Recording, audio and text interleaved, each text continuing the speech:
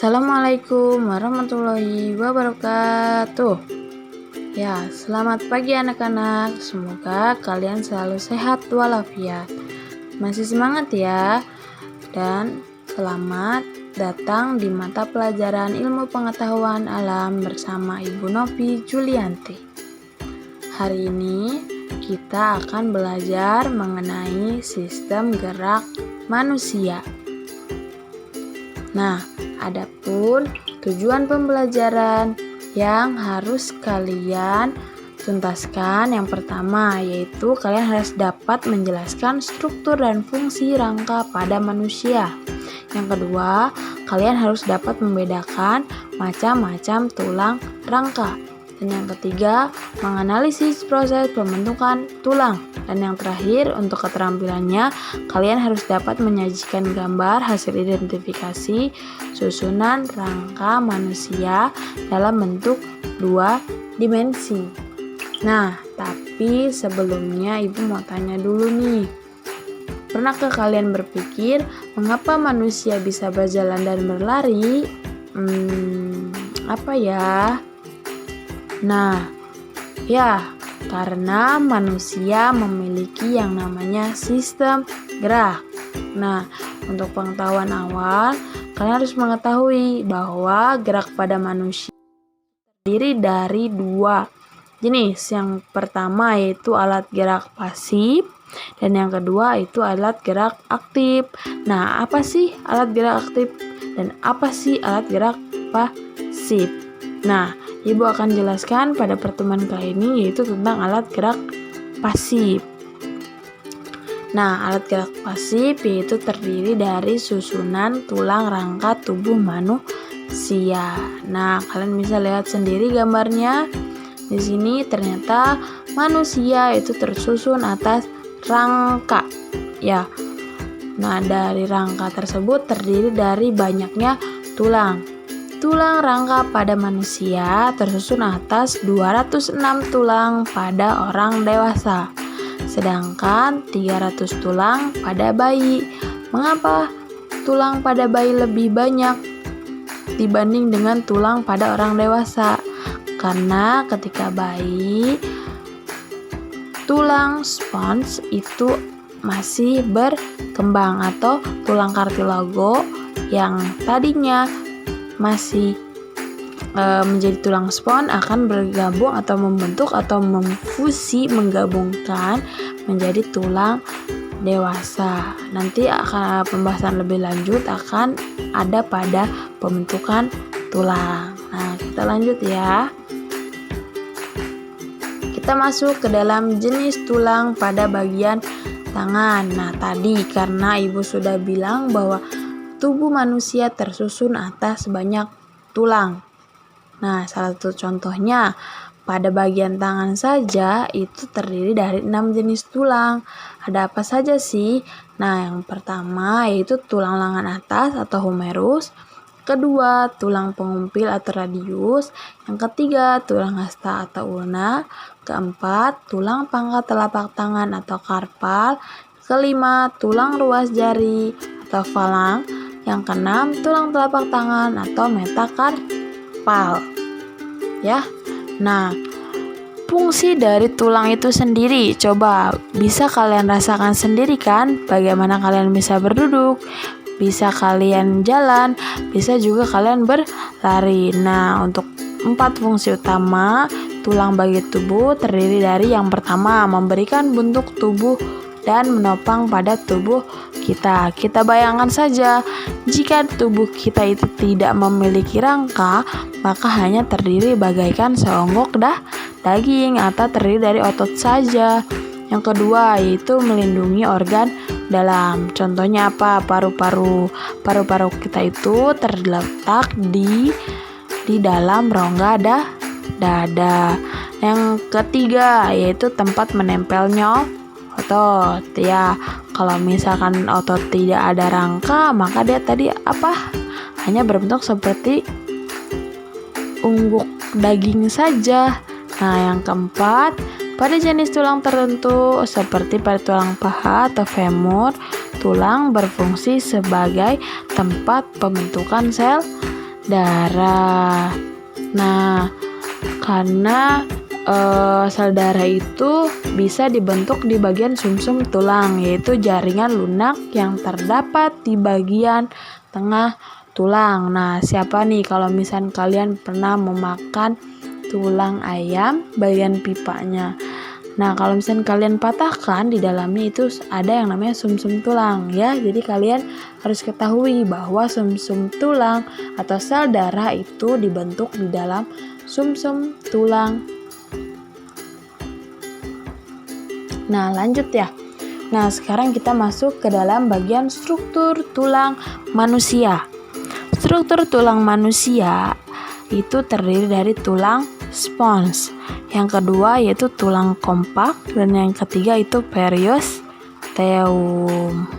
Coba kalau kalian perhatikan gambarnya ya. Nah, di situ bagian tulang panjang. Nah, dari struktur tulang kita lihat ada benjolan pada bagian ujungnya, kemudian berbentuk bulat, terdapat titik-titik kasar pada bagian ujung, terdapat lekukan, tonjolan, dan juga lubang.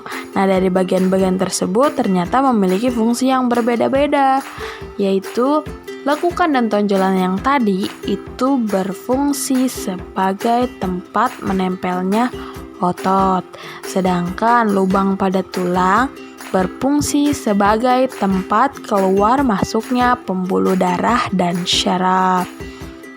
Kemudian bagian tulang periosteum itu merupakan permukaan tulang yang ditutupi oleh membran yang menempel dengan kuat. Membran itu yang disebut dengan periosteum.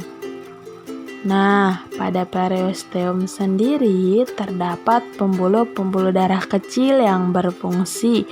Yang pertama itu membawa zat-zat makanan ke dalam tulang.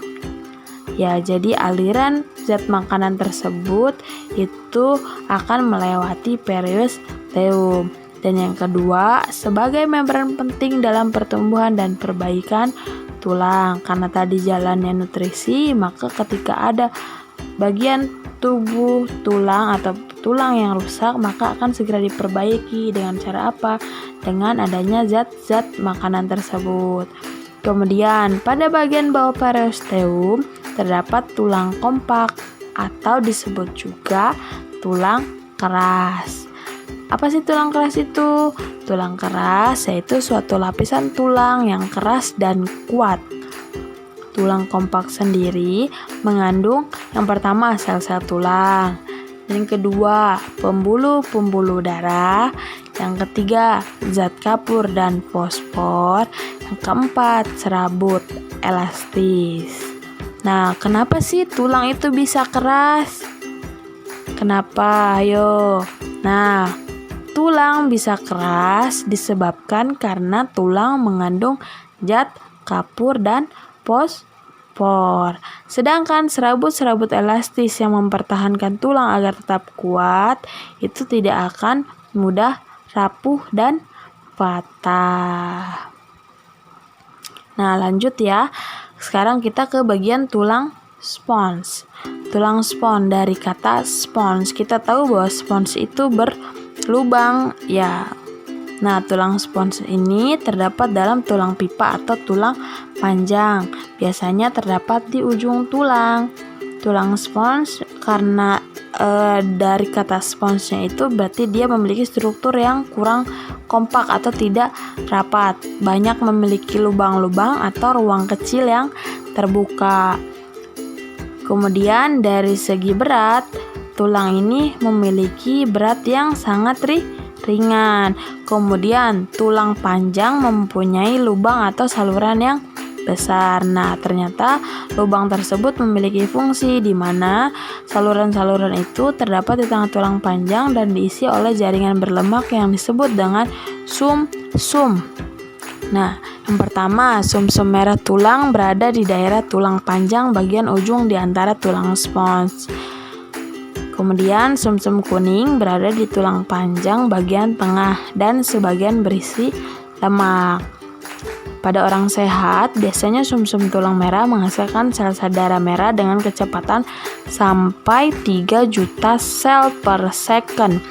Sedangkan jumlah sel darah putih itu dihasilkan lebih sedikit dibanding dengan sel darah merah. Nah, sel darah putih ini juga dihasilkan di dalam sumsum tulang.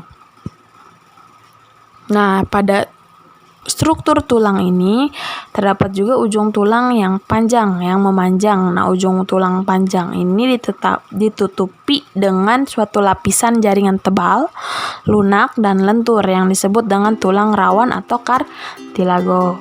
Tulang rawan tersusun atas sel-sel yang dikelilingi oleh matriks protein yang dihasilkan oleh sel-sel tersebut. Selain di ujung-ujung tulang panjang, tulang rawan juga dapat ditemukan di ujung-ujung tulang rusuk, yang kedua di dinding saluran pernafasan, yang ketiga di hidung, dan yang keempat itu ada di telinga. Nah, itu mengenai struktur tulang manusia. Sekarang kita masuk ke dalam bagian macam-macam tulang pada sistem rangka manusia. Nah, macam-macam tulang ini didasarkan dari bentuk tulang manusia. Nah, terdiri dari 4. Yang pertama itu tulang panjang. Dari katanya saja kita sudah tahu ya, tulang yang memanjang. Contohnya yaitu pada tulang lengan kita. Coba kalian pegang tulang lengan kalian. Nah, dia panjang kan? Ya. Kemudian yang kedua itu tulang pipih. Bentuknya berarti memipih. Contohnya pada tulang dada atau sternum.